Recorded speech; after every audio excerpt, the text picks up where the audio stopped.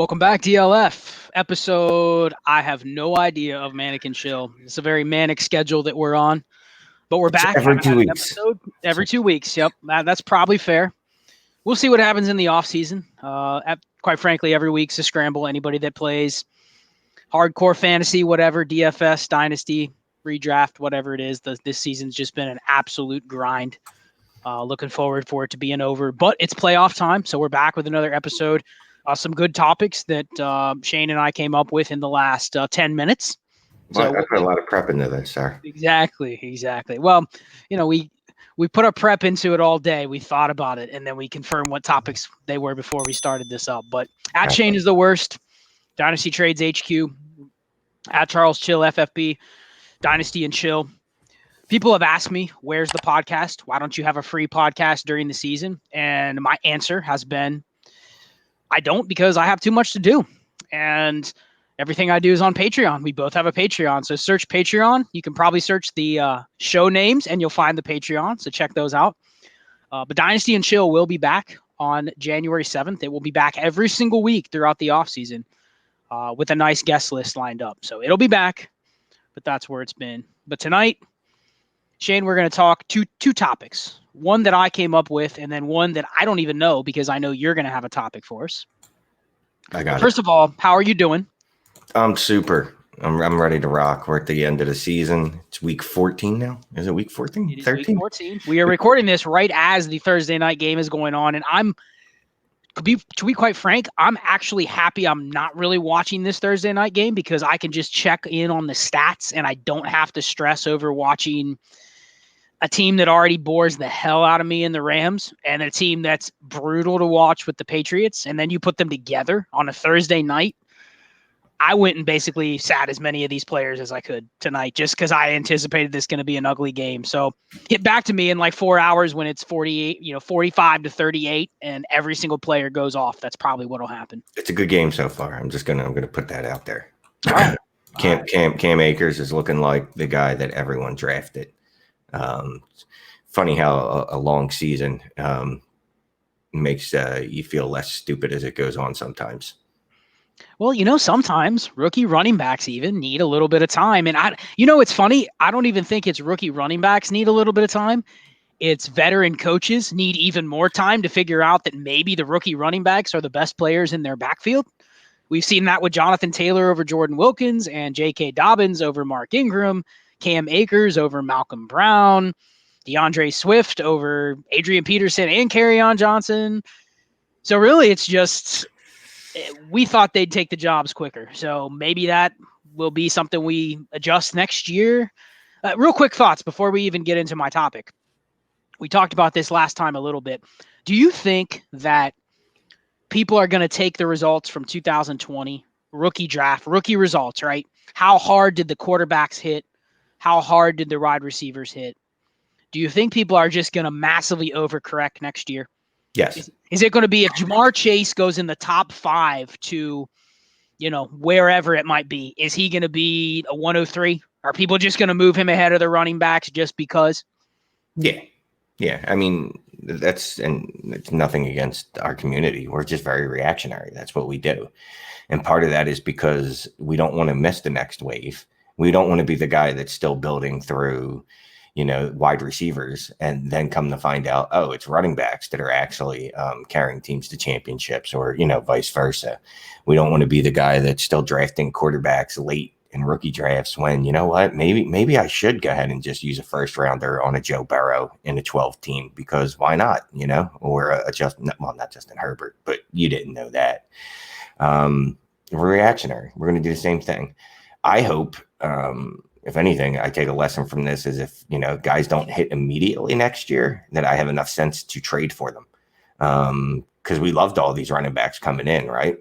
And at one point or another during this season, and I know it wasn't just me because I'm in a ton of chats and I'm in our Patreon chats and our group chats, DMs, there was people saying, yeah, I'm worried about Cam Akers. I'm worried about Jonathan Taylor. He looks like he has no vision. I'm worried about DeAndre Swift. People, those rumblings were out there. And unfortunately, I know I didn't take advantage of it because I was sitting there being worried too. instead of going, you know what, these guys are rookies. Maybe I should just relax and, trade for them now with a slight discount. Yeah, and they didn't have a offseason, which is Right. the other thing. We just dismissed that when the receivers started hitting and said, well, the running backs should have hit faster because running backs typically hit faster than receivers. And we kind of overcorrected. I think back to that deal we made, I think it was maybe like week 5, week 6. We traded our Clyde Edwards-Helaire for Jonathan Taylor swap. Yeah. Now, I'm okay with that. I think I got T. Higgins for Laviska Shenault was the swap, I believe. Yeah. But I'll tell you what, I'd much rather have Jonathan Taylor over Clyde Edwards-Helaire at this point. So I think it probably worked out pretty close to even. I think you got a little bit of a pick upgrade in there, but I think it probably worked out close to even. But yeah, I mean, you've seen what Jonathan Taylor has done in the last couple games. Like he looks like the back that you saw in college. So it just took a little time. It just took a little bit of time. So here's what I hope. I hope that the community overcorrects next year because I think we're going to have this push and pull. We're going to have a running back class that's coming in that's going to be very thin. I mean, we're talking about maybe 3 or 4 potential top 15 picks that are running backs at the very most.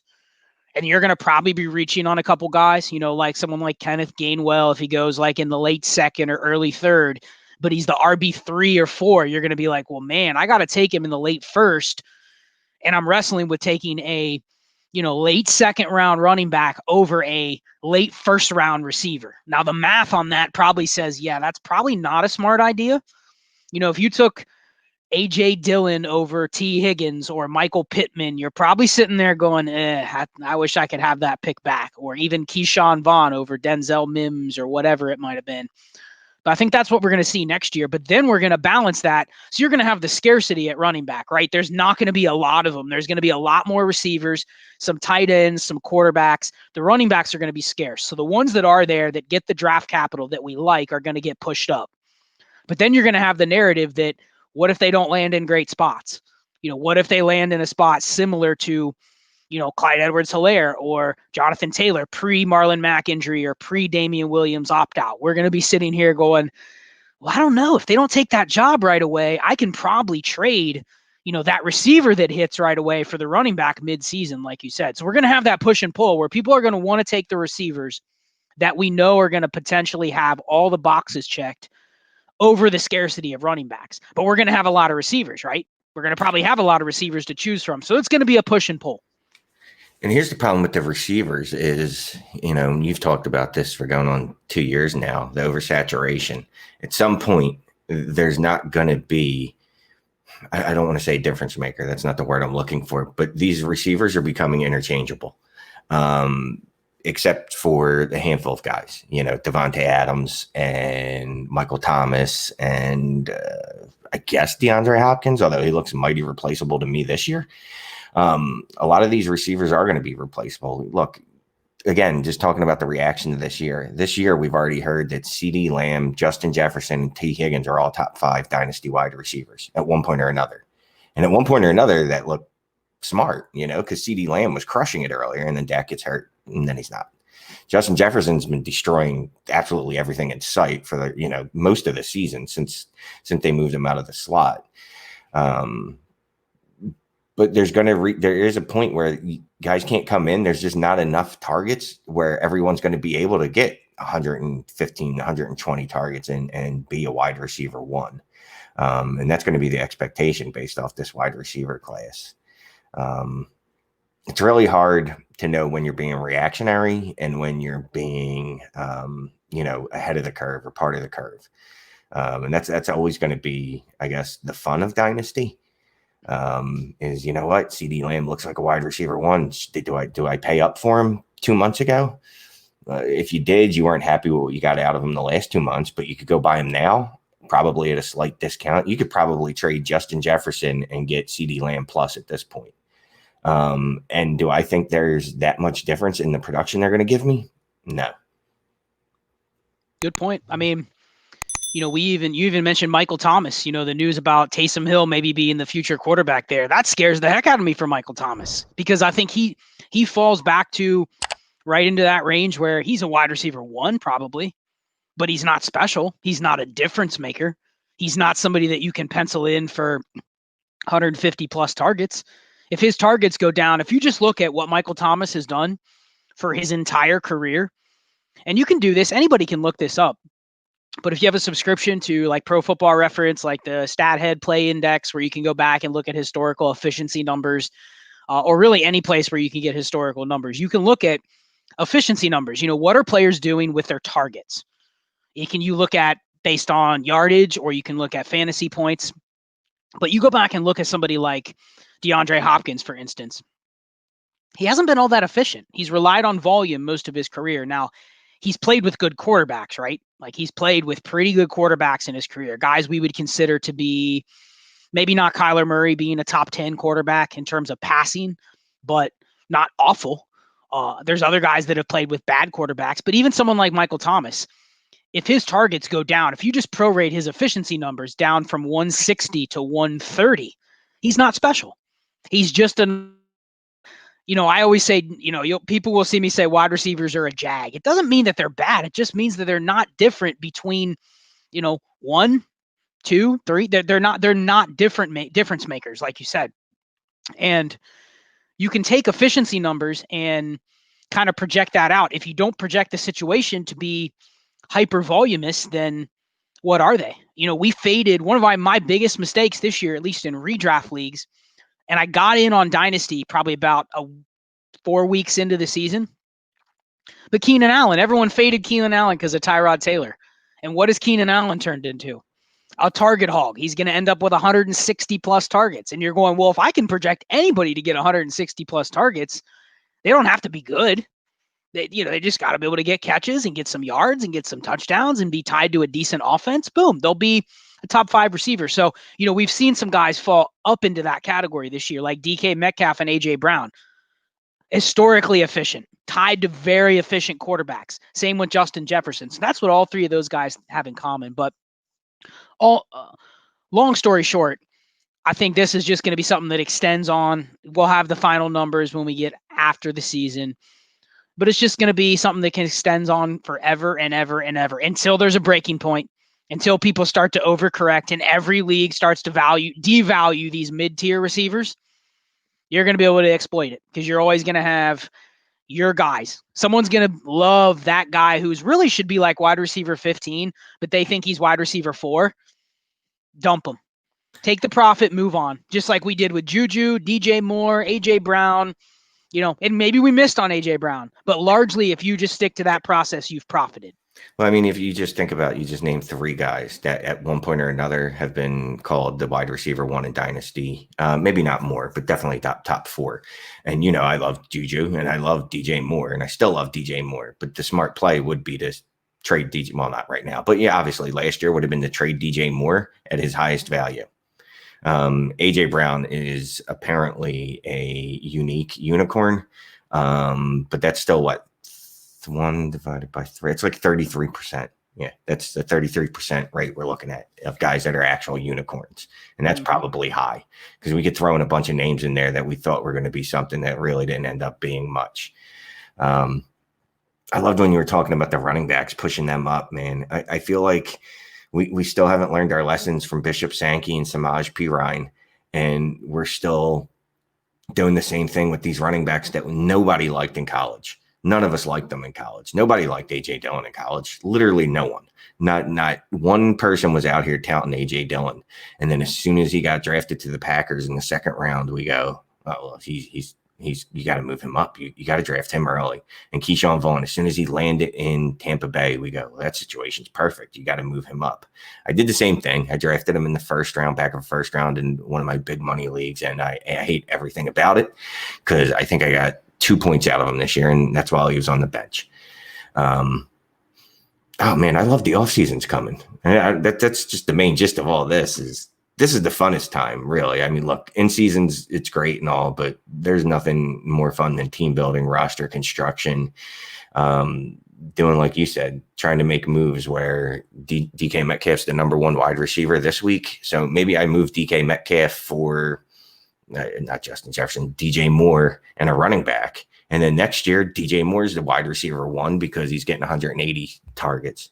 I just love it. Love it, love it, love it. Well, something I wanted to point out too is not only have we seen the saturation of, the receiver position where, we kind of know where these guys are going to slot in when they come in as rookies. Most of them, other than CeeDee Lamb and Jerry Jeudy this year, who I think were top 24 from day one, right when they hit the ADP, they were top 24. But everybody else, all the guys that we could say were day 2 or better, draft capital wise, and decent prospects coming in.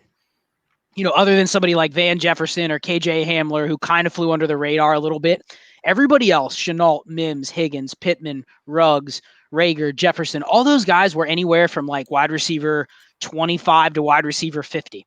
They just slot right in there. People start projecting them from day one. They don't have to wait to see anything. They don't have to see anything in training camp. It's just immediate. Hey, that guy was a second round pick. I think he can get targets. I can project him at least. He's not buried on, he doesn't go to a place where he's the 5th receiver, right? I can't just bury him entirely.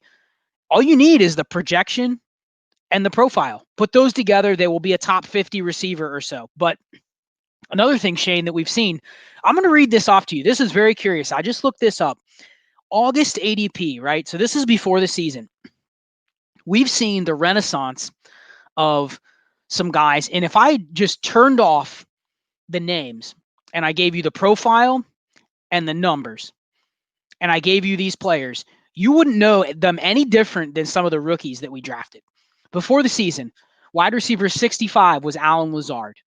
Now, okay, maybe he didn't have the profile, but now you have his situation. If he finishes this season out strong, you're going to be looking at him as a guy that's going to be fighting to stay in that relevant range. You know what I mean? In the wide receiver 50 to 70 range.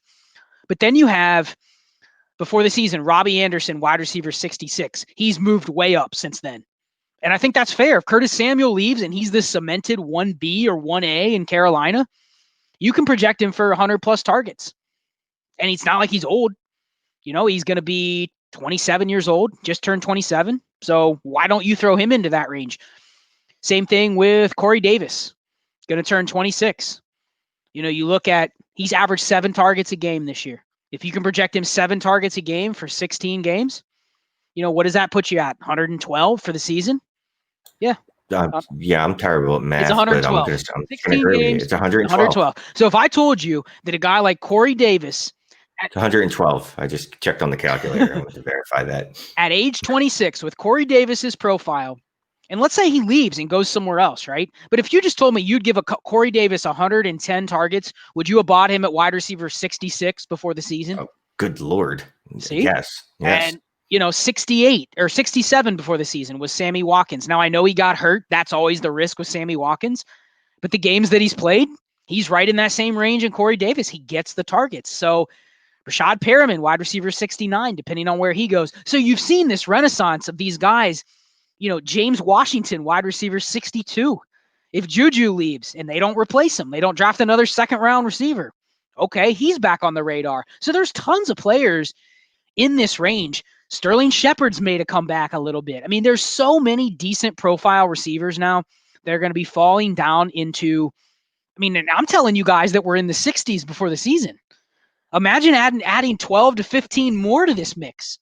And not a lot of them are going to fall out. I mean, you may see a few fall out, the Julian Edelmans, John Browns, Golden Tates, those kind of guys. But there's going to be more coming in than going out.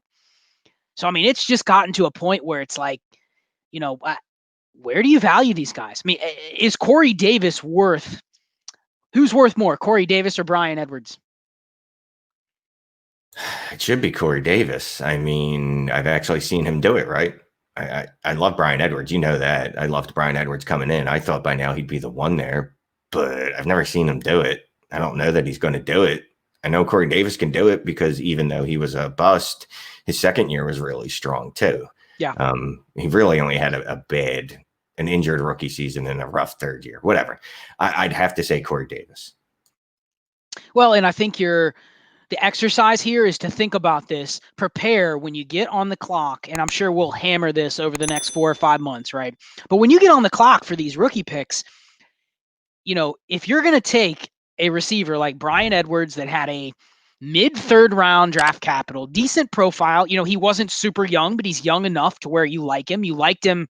Wish he would have come out a year earlier than when he did. But now that he's going to have a lost 2020 season, his value is going to fall next year. But when you get into a rookie draft and you're sitting there going like, okay, if I'm going to draft a receiver, let's just say it's the wide receiver 8 off the board. It's Tylan Wallace in the middle of the second round of a super flex draft, just hypothetically. Really think about the only thing you're benefiting there in the current landscape, if you draft a guy like that, the only thing you're betting on him hitting right away and seeing that value spike, right? Like you're betting on that guy hitting just like T. Higgins, or, you're betting on him hitting right away because his value will go up. If not, you kind of end up in the Bryan Edwards range where it's like, well, I probably could have traded that pick instead of making that draft pick with the shiny new rookie. I probably could have traded that pick for Corey Davis and Robbie Anderson. And then you're sitting here, you're going like, ugh. Are you thinking you're buying some vets in the offseason? Is that what you're thinking? One thing about vets is that I do like is it's not a projection. I largely know what they are for the most part. You know what I mean? That's why I said largely. They have a history. They have a profile that I can look at and go, okay, well, this guy's always gets shut down against top corners. Well, at least I know that, you know what I mean? So I can't play him 5 weeks out of the year.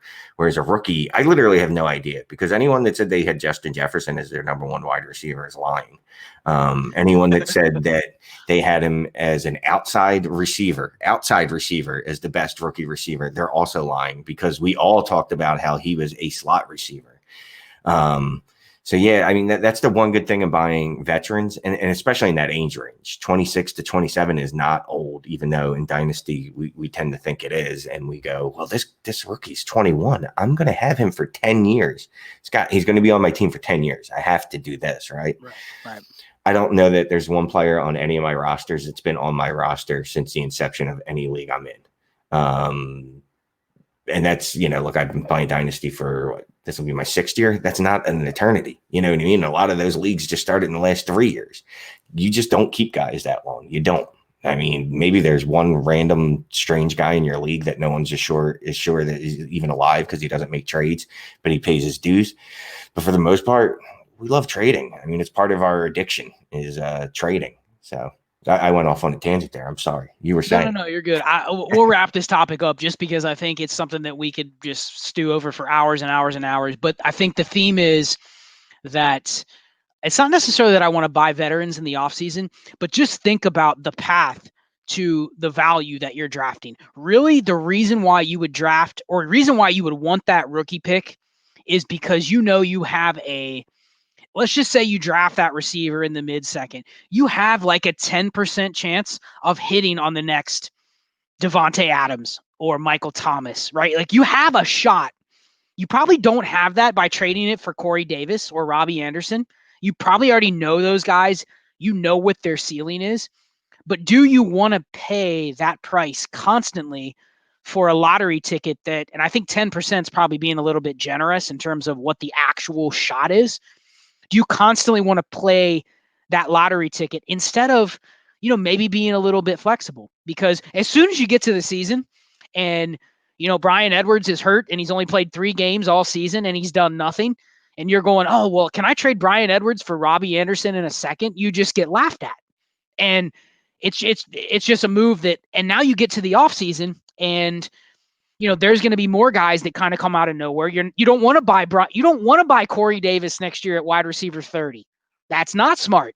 You don't want to buy Robbie Anderson when he's wide receiver 35 next year. That's not smart. But, I'd take a shot on buying Preston Williams at wide receiver 70, or Darius Slayton at wide receiver 65, or Paris Campbell at wide receiver 60, or something like that.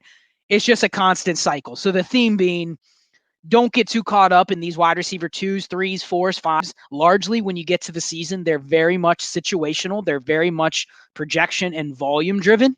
So don't obsess with trying to always pick the right ones, because if you're wrong, you're going to lose a lot of value and you're going to get your ass kicked by the people that have the right ones. And they may have got those good ones plus when you made trades with them. So anyway.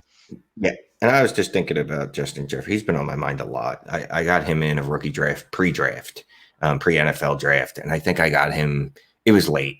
It was like 110, 112, 201, somewhere in that range. It was late. Right. And the thing is I can't even pretend that like that was a good pick on my part because I had 4 picks before him or 3 picks before him, and I picked 3 other guys before him. So it's just sometimes you look. I don't want So to say he just landed there. You lucked into a share. Yeah. It wasn't like he was your target to trade up for. Absolutely not. There's no way that I can, you can't tout that. Like, oh, I liked him so much that I drafted him and you guys didn't. Well, I also drafted 4 other players, and one of them was probably Keyshawn Vaughn, who's never going to see the light of day again. Fair. Well, I had a topic. I know we were like 25 minutes in before we even got to the first topic, but I just wanted to ask you, we talked a little bit about last time trade deadlines, and we gave some topics, or we gave some thoughts on whether we like trade deadlines, whether we didn't. What are your thoughts on, because we are Thursday night right now, and I will tell you, I have loved, maybe it's just this season with everything that's gone on this year, but I've absolutely loved the last 3 days. I've been able to make more trades in the last 3 days than I had in probably the month before this leading up to it, just because any league where the trade deadline was open, the playoff teams already knew who they were. The teams that weren't going to make it already knew who they were. Teams either had a toilet bowl to play for or no toilet bowl or a consolation prize or whatever. But there's been a market for players right now. If you would have told me 2 weeks ago that Devontae Booker or J.D. McKissick or Jordan Reed would have a market, people would have laughed at you. But guess what? I've had a couple teams where I've been able to sell those kind of guys. Yeah. And then I've had some teams where I've gone out and bought them just because, hey, if I give up a third for one of those guys, who cares? It gives me a little bit of insurance going into the playoffs. But I've just never seen this much activity, especially with players getting hurt. Antonio Gibson was a guy you couldn't have bought. Now, in every Antonio Gibson team, I'm going, he's available. Give me any neutral move. I'll pay a little bit on top. I need somebody for the playoffs, whoever it might be. But I made an Antonio Gibson deal. So, I mean, you've just seen, I traded Antonio Gibson and Cam Newton for Daniel Jones and Kareem Hunt. I figured, okay, I like Daniel Jones a lot more next year than Cam Newton. And I can use Kareem Hunt. I can't use Antonio Gibson. And I had a matchup to play this week. So, I mean, maybe I took a little bit of a value loss, but hey, if I get to the finals and maybe win, that was worth it. But I mean, I would never have dreamed like a move like that a week ago. Yeah. And that, look, that's part of the reason I think having trade deadlines is detrimental to the league. It lets guys or gals in your league, it lets them maximize their assets. I just looked at mine real quick. So I've made a trade in 15% of my dynasty leagues this week on MFL. Nice. In the span of 4 days from the 6th. That's probably 5 days. 15% of my leagues, which is, whatever. It's a volume. There's volume there. That's a lot of trades in a lot of leagues in a little bit of time. And yeah, I love it because I'm doing the same thing where if it's leagues that I'm out of and someone is offering me value for Robert Tonyan, maybe a Sterling Shepard and an Austin Hooper, and it's a large, you got to start a ton of players. I go, hey, you know what? That's fine with me. Tonyan could turn out to be the next great tight end, and maybe I'll miss on that, or he could just turn out to be Tyler Higbee, and the person that I traded to him is going to miss out on that. But yeah, I love it in the deadlines not being a thing. Look, me, I'll sell out, and I've done it before. I'll sell out the last day of the league season, the day before the championship, 5 minutes before the championship to win a championship, because that's what we play for. Look, we play for long-term stuff. That's great. Definitely. I love having a great team, a good team for a long time. I love looking at my roster as much as the next guy or gal and going, oh, this is a pretty roster. But I like winning titles more because you remember those a lot more than you remember some nice roster that you had that finished, in the semifinals, and back to all the caveats, make people pay when they, trade picks and things like that. That's fine. But I love this. This is when you maximize your assets, and this is when you can go for broke. Why shouldn't you be allowed? And anyone that uses, well, the NFL has a trade deadline. The NFL doesn't have 2 quarterbacks on the field either, and we love Superflex. So Stop it. And the NFL has defensive players, and I know for a fact that less than half the people that play fantasy play IDP. So don't use the NFL. Doesn't do it. Well, the NFL also has, unless you play in a contract league or a salary cap league, the NFL also has other things that are driving values. It's not as easy as, well, hey, this player's hurt, so let's just trade him for a guy that's going to play tomorrow. Right, And it's right, that right, simple. Like, that's not how the NFL works. right, right. But I think another thing is, and your league may be against not having a trade deadline, because I have been in leagues where it totally changed. You have a good team. Someone comes up and makes a lopsided deal the day of the finals and you get upset. Like, I've seen that happen before. It's less likely than you think that the entire league is going to sway on one trade on the Saturday before the fantasy championship game. But I understand people that say I want to have a trade deadline to where, the two teams in the finals can't be selling out everything to trade. But at least, Shane, we both are in a ton of leagues, but I probably have like 15 leagues where the trade deadline was like week 11. Those leagues are dead. Those chats are buried down in my group me or my Slack. I don't even look at them. They're dead. There's nothing to do. I set my lineup. I'm either in the playoffs or I'm not. There's nothing to do. They're done. There's not even been messages in those leagues. So if you're going to have a trade deadline, at least make it, what I've done for my leagues is the day a guy starts playing in week 14, once the Rams and the Patriots play, you can't trade any more Rams or Patriots.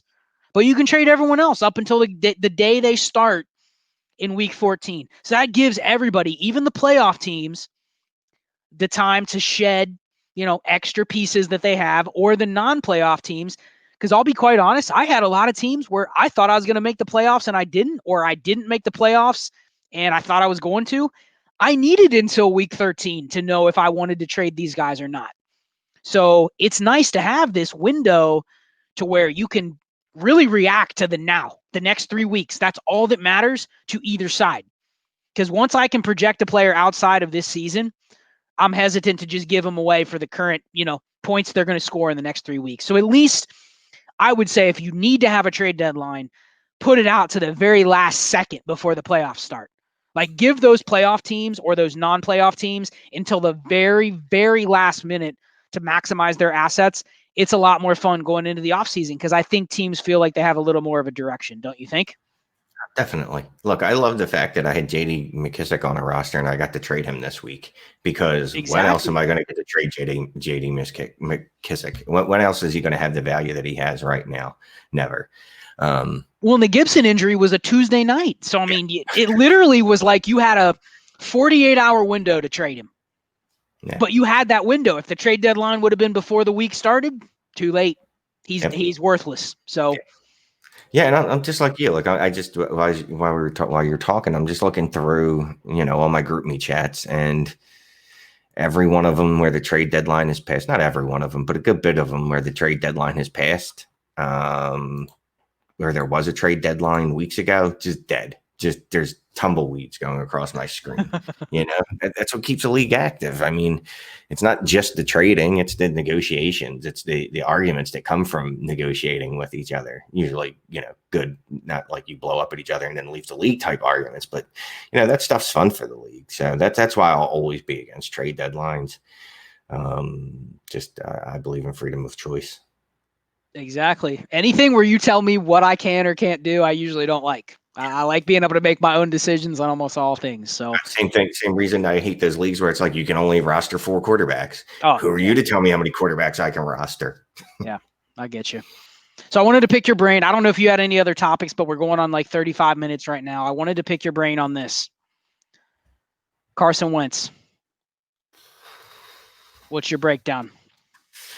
So I actually dropped a patron episode of the HQ the other day, but apparently it only works if you only go on the patron site because it's some recording issues that I have. Completely my fault.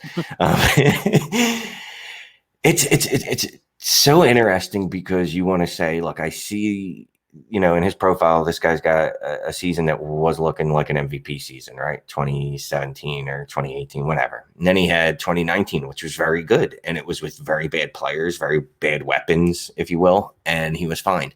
So a lot of you wants to go, it's the play calling, it's the sacks, it's not him. And if it is him, it's something that can get fixed.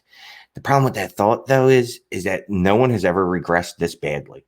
No quarterback of this stature, at least, because as much as people don't want to hear it, he was an elite quarterback by any measure you look at: quarterback rating, interception percentage, touchdown percentage, yardage, all that stuff. Like literally every measure, he was an elite quarterback. No quarterback that ever reached his heights has ever played this bad in their career, this young. I mean, I think there's something like Sammy Ball had a really bad age 37 season or something like that. You know what I mean? In the 20s or whenever it is that he played with a leather helmet. But no modern era quarterback that was this good has ended up being this bad in their career this soon. That said, the play calling in Philadelphia is dreadful. They don't accentuate any of his strengths. And it's not just him. I mean, you see that with Miles Sanders too. Miles Sanders sees the ball about 3% more of the time than I do, which probably isn't great. The one good thing about Jalen Hurts there is he's just it's gonna be one read. The guy's not open. He's just gonna leave. He's not gonna wait around to get beat down like Carson was. That's the biggest problem with Carson Wentz, was playing hero ball. He's gonna hold on to the football until something happens. And unfortunately, this year, that something was usually him either throwing an interception, fumbling it, or getting pounded into the turf. I don't think Hurts is going to do that. I think Hurts is he's got enough fight or flight instincts where he's going to just, all right, I'm going. You know, my first read's not open. Jason Peters just got beat again. I'm out of here. And I can't blame him for that. It can't hurt anyone on the offense, right? Because Wentz hasn't helped anyone on the offense except for that 4-week period where Travis Fulgham looked like a thing. Best case scenario is, look, Hurts goes out there and he looks great, and Wentz ends up in Indianapolis and Frank Reich fix him. And then, all my Carson Wentz shares aren't trash. I'm a little concerned. Like if I had to put a panic meter on it, 1 to 10, probably a good 6.8. Yeah, 6.8. 6.8. Yeah. Well, it's interesting because I appreciate your take, because I know you're a former Eagles fan, but I know you still follow it, and where you live, it's probably just immersed. You can't escape the discussion of it all the time, most likely. And it's fascinating because people that have followed me know I'm a big Drew Lock fan, and I could be wrong on this, but he's only started, I think, 10 games in his career so far.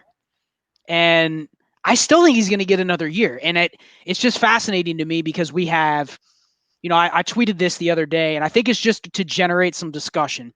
But I don't know if you saw this tweet, but 2 tweets that kind of stood out. Since 2000, Shane, there have been 31 quarterbacks that have finished with a passer rating under 73, 15 or more interceptions, a completion percentage under 60% that ever started more than 10 games in a season after that. Now, the 3 quarterbacks this year that fit that mold, guess who they are?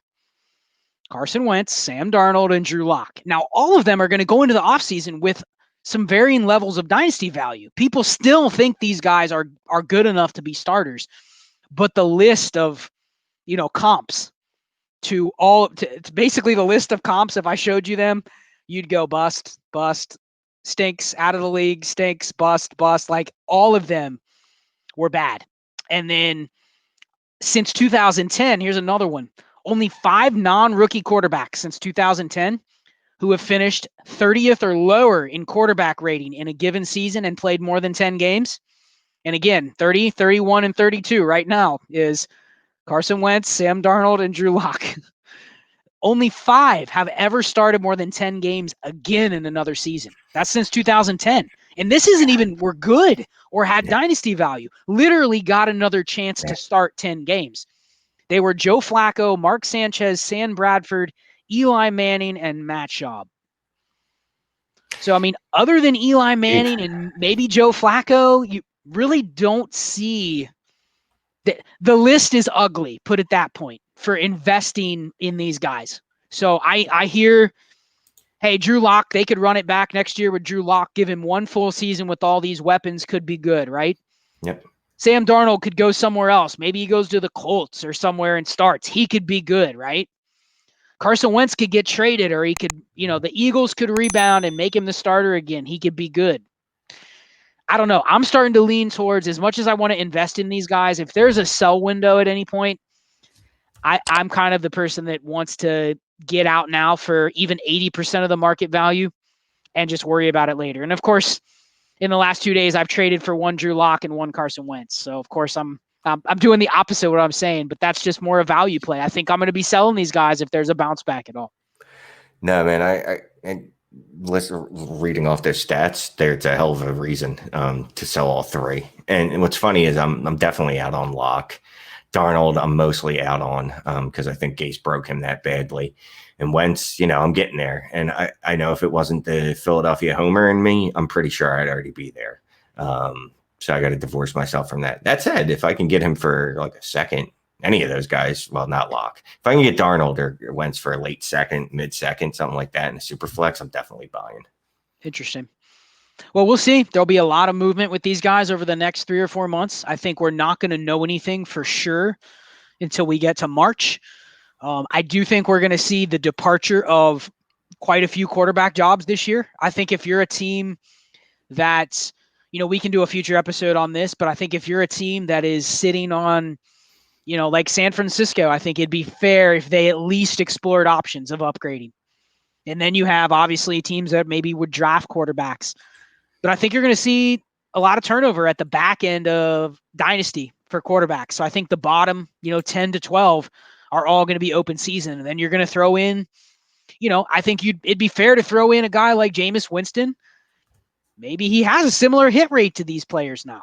So can you pivot off of let's say Sam Darnold, the rumor is the Jets are going to trade him. Can you pivot off of Sam Darnold and get Jameis Winston and a second or something like that? You're making a similar bet, I think. I mean, yes, Darnold has maybe a better profile. He's a couple of years younger, but bet-wise, the only thing that matters with these three, are they starters next September, right? Exactly. Yeah. If they're not, it doesn't matter their profile, what they've done in the past, how good or bad they've been in the past. Blake Bortles and Mitch Trubisky had value when they were starters. Exactly. Then the plug was pulled, and what happened? Yep. That droppable. I mean, that's how fast it goes. So that's it. Are they starters or not? That's the gamble you're taking. You are correct. All right. So I know I rambled on that topic, but I just want to throw it out there because I know I've seen a lot of questions about, well, who do you prefer? Sam Darnold, Carson Wentz, Jimmy Garoppolo. I think you're just making a lot of bad bets when you're looking at those type of guys. So think about that as you go into the offseason. Any final topics, Shane? No, not at all. I got something for our next episode, though, I think already that we can cover. And again, hit subscribe, hit the like button, leave a friendly comment below, or a non-friendly one. That's fine, too. Make sure you email DLF, tell them how much you love this show, and how much you want it to be a podcast, maybe. I don't know. Yeah. To do a podcast, we'd actually have to structure it a little bit. Oh, we'll do. Yeah. We could do that. Definitely. Yeah. Well, I'm down. Maybe we'll do a couple more episodes before the season ends, just because there's not a whole lot to talk about after the playoffs start and after the trade deadlines get here. It's a lot of just conjecture and projection towards the off season. But I'm ready for the off season. I'm ready for I can take a break from having to look at my teams every day and set lineups and make waiver claims and all that stuff. Kind of just sit back and absorb my rosters, determine. One thing I wanted to ask you before we go. Etiquette on leaving leagues. You should not leave leagues in the lurch. What I'm doing is I think I've made it known to everyone I'm leaving a lot of leagues this year. And if the team is bad, I'm going to offer to pay for the buy-in if I haven't already paid it for next year. If I've traded the picks, hopefully I've already paid for the buy-in for next year. But if I haven't, I'll put the offer out there again. Let me at least play the buy-ins because I traded the pick. And if, like I said, the team is a dumpster fire, I don't like putting people in the situation where they have to scramble to do a dispersal and try to track 3 more teams down so that the dispersal draft is decent because your team is just trash. Yeah. I mean, just give them plenty of notice. I'm not saying you have to you don't have to offer to pay for the next year if the team is bad. If you can afford to do that, I understand times are tough. Do it. If you traded a pick, a first round pick the next year, well, then you got to pay. And the commissioner already got the money from you. And just be honest with people, man. Tell them the truth why you're leaving, and wish them luck. Don't burn any bridges on the way out, because you probably see these folks somewhere else in another league, and you're probably in like 3 or 4 other leagues with them. Yeah. Yeah, I wanted to bring that up because I liked your talk. I like your take on, being transparent, just being straight up with the commissioners. Hey, I got to cut some leagues. It's not personal. Obviously, we have our favorites. We have the ones with the people that we like to play with and whatever. I mean, everyone has that. But I've found I did this a lot last year where, most of the teams were in decent shape. They either had their picks intact or they were decent teams. But for one reason or the other, I'm just not feeling the league. Either it's gotten stale or it's just tough to whatever it is. You got to kind of go with your gut. Do I like this league or not? If it's not exciting and I've left teams that were great because I don't like the league. It's boring. Nobody trades. Everyone's kind of doing the same thing, and it's just not fun. Yeah. So there's always someone willing to take it over a team that's either in decent shape or there's an opportunity for a dispersal. So hit me up if you like. I have some resources that I can help you fill teams, as long as they are not just, it's absolutely terrible. There's no picks. There's no good players. You have to pay 3 years buy-in up front, $100. Well, that, situations like that, you need to find a saint to fill those. Yep. But otherwise, people love Dynasty. A lot of people will join dispersals just because they'd rather do that than do a startup because it's more fun. And just on that topic, the very first dynasties that I joined, some of the first ones I joined were orphans. Yeah, because there's a motivated seller at that point, and you're a motivated buyer, and it's a good way to get your feet wet, and it's a league that's established. Usually, you can look through and see, oh, this league's been around for 6 years. It's not going to fold. It was just one guy, like you were saying, just for whatever reason was ready to move on. Yeah, and with this year being, who knows where people are at from a mental health standpoint or a financial standpoint, there may be, if you're a commish, you may have 2 or 3 people in your league leave. Don't just fold the league and say, give up, prepare for it, plan for it to happen. You can run a dispersal. Maybe if there's some rules that got taken advantage of, tie those up to make sure it doesn't happen the next year. But you'll be able to fill leagues, especially if they're competitive and you have some decent teams. So it's the cycle of life. It's the cycle of teams. You drop some, I know you're going to probably add a couple.